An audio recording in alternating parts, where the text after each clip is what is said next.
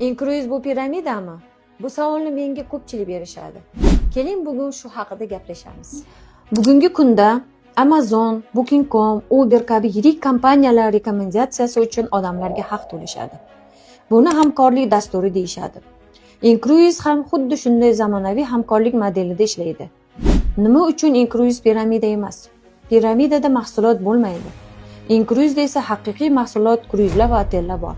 Ularni har kuni minglab odamlar bron qiladi.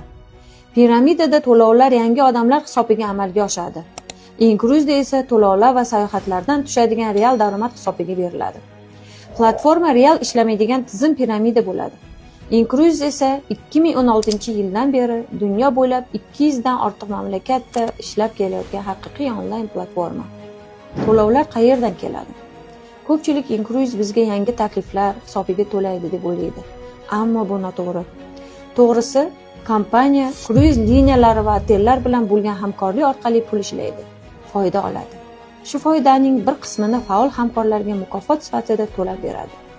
Ya'ni bu ko'plab xalqaro kompaniyalarda mavjud bo'lgan oddiy va qonuniy hamkorlik modeli. Xulosa, Inkruiz piramida emas. Bu real mahsulotlarga, haqiqiy sayohatlarga ishlaydigan platforma va qonuniy hamkorlik dasturiga asoslangan zamonaviy biznes.